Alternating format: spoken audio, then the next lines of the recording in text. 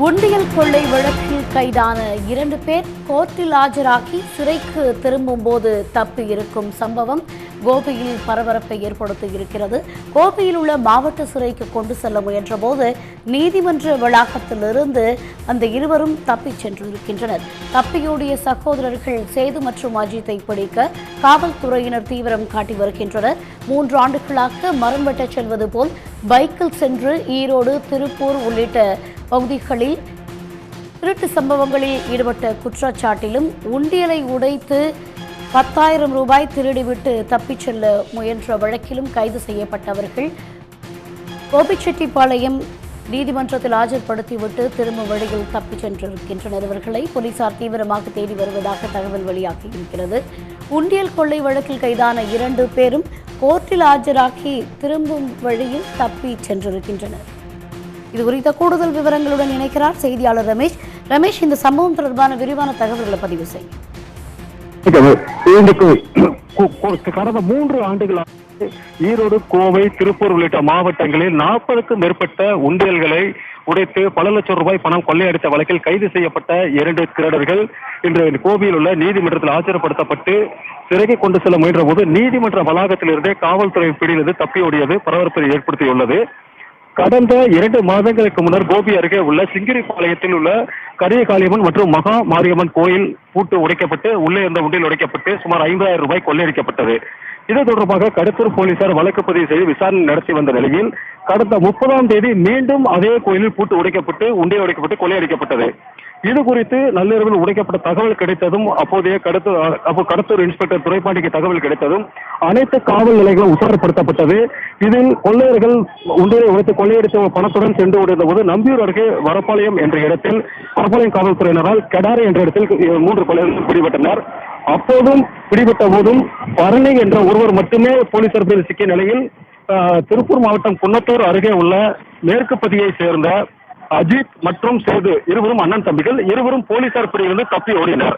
இது குறித்து தகவல் அறிந்ததும் கடத்தூர் இன்ஸ்பெக்டர் துரைப்பாண்டி மற்றும் நம்பியூர் இன்ஸ்பெக்டர் நிர்மலா உள்ளிட்ட போலீசார் உடனடியாக மேற்கு பகுதிக்கு சென்று அஜித் மற்றும் சேது பதுக்கி இருந்த வீட்டை சுற்றி வளைத்து பிடித்து இருவரையும் கைது செய்து விசாரணை நடத்தினர். போலீசார் நடத்திய விசாரணையில் தான் ஈரோடு மாவட்டத்தில் கோபி, சிறுவலூர் உள்ளிட்ட பல்வேறு பகுதிகளிலும் காசிபாளையம், சிங்கிரிபாளையம், அதே போன்று திருப்பூர் மாவட்டம், கோவை மாவட்டங்கள் என 3 மாவட்டங்களில் 40க்கும் மேற்பட்ட கோயில்களில் உண்டியல் உடைத்து கொள்ளையடித்தவர்கள் அவர்கள்தான் என தெரிய வந்தது. அதைத் தொடர்ந்து கைது செய்யப்பட்ட 3 பேருமே அஜித், சேது மற்றும் பரணி ஆகியோர் 3 பேருமே நீதிமன்றத்தில் ஆஜர்படுத்தி சிறையில் அடைத்தனர். இந்த நிலையில் சிறுவலூர் காவல் நிலையத்தில் கடந்த சில மாதங்களுக்கு முன்னர் தொடர்ந்து அடுத்தடுத்து 2 கோயில்களிலும் கொள்ளையடிக்கப்பட்ட வழக்கில் இவர்களுக்கு தொடர்பு இருப்பது தெரிய வந்ததை தொடர்ந்து சிறையில் அடைக்கப்பட்டிருந்த அஜித், சேது மற்றும் பரணி ஆகியோரை சிறுவலூர் காவல்துறையினர் சப் இன்ஸ்பெக்டர் ஜான் கென்னடி தலைமையில் பெண் காவலர் மற்றும் 2 காவலர்கள், முன்னிலை காவலர்கள் மொத்தம் 4 பேர் அஜித், சேது மற்றும் பரணி ஆகியோரை கோவையில் உள்ள மாவட்ட சிறையிலிருந்து கோபி குற்றவியல் நீதித்துறை நடுவர் 2இல் ஆஜர்படுத்திவிட்டு திரும்ப நீதிமன்றத்தில் கொண்டு செல்ல முயன்றனர். அப்போது நீதிமன்ற வளாகத்தில் இருந்தே அஜித்தும் சேதும், அதாவது அண்ணன் தம்பிகள் இருவருமே காவல்துறை பிடியிலிருந்து தப்பி நீதிமன்ற வளாகத்தில் ஆளுக்கு ஒரு புறமாக தப்பி ஓடினர்.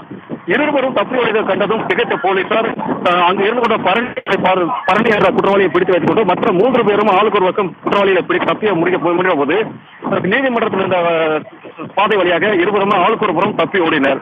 இதனால் காவல்துறையினர் அவர்கள் இருவரும் சிறுவர்கள் சிறிய வயது என்பதாலும் அவர்களை பிடிக்க முடியாத நிலை ஏற்பட்டது. பரபரப்பான சாலையில் இருவரும் ஒரு வினாடிகளுக்குள்ளே போலீசார் கண்ணில் மண்ணை தூவி விட்டு தப்பி ஓடினர். போலீசாரும் சாலையில் விரட்டி சென்ற போது எதற்காக காவல்துறையினர் யாரை விரட்டி செல்கின்றனர் என்பதே தெரியாத ஒரு சூழ்நிலையில் பொதுமக்களும் புரியாத நிலையில் வேடிக்கை மட்டுமே பார்த்த சூழ்நிலை அதை சாதகமாக பயன்படுத்திக் கொண்ட 2 கொள்ளையர்களும் அங்கிருந்து தப்பி ஓடினர். அதைத் தொடர்ந்து கோபி மட்டுமின்றி அருகில் உள்ள நம்பியூர், கடத்தூர், வரப்பாளையம் என அனைத்து காவல் நிலையங்களும் உஷாரப்படுத்தப்பட்டு அனைத்து இடங்களிலுமே போலீசார் இருவரையும் தேடி வருகின்றனர். இந்த தப்பியோடைய 2 உண்டியல் கொள்ளையர்கள் இருவருமே பார்த்தீங்கன்னா கடந்த 3 ஆண்டுகளாகவே கோயில் உண்டியல்கள் மட்டுமே திருடி கொள்ளையடித்து வந்துள்ளனர். அதாவது இவர்கள் பகலில் மரம் வெட்ட செல்வது போல இருசக்கர வாகனத்தில் செல்வதும், வழியில் எங்கேனும் திருவிழா, குண்டம் திருவிழா மற்றும் குடமுழுக்கு விழா, வேறு ஏதேனும் திருவிழா போன்ற கூட்டங்கள் பிளெக்ஸ் பேனர் வைத்திருந்தால் அதை வைத்தும், அதே போன்று பக்தர்கள் அதிகமாக வரக்கூடிய கோயில்களை குறிவைத்தும் திருவிழா முடிந்த 10 நாட்களுக்கு பிறகு கோயில் பூட்டை உடைத்து அங்குதான் உண்டியலில் காணிக்கை அதிகமாக இருக்கும் என்பதால் உண்டியலை உடைத்து அதிலிருந்து பணத்தை மட்டுமே கொள்ளையடித்து வந்தனர். அதே நேரத்தில் கோயிலில் சாமி கழுத்தில் இருக்கும் நகைகளை கொள்ளையடிக்காமல் பணத்தை மட்டுமே கொள்ளையடித்து வந்துள்ளனர். இது குறித்தும் விசாரணை செய்த போது அவர்கள் நகையை கொள்ளையடித்தால் விற்பனை செய்து கொள்வதும் மாட்டிக்கொள்வோம் நேரிடும் என்பதால் பணத்தை மட்டுமே கொள்ளையடித்து வந்ததாக கூறியுள்ளனர்.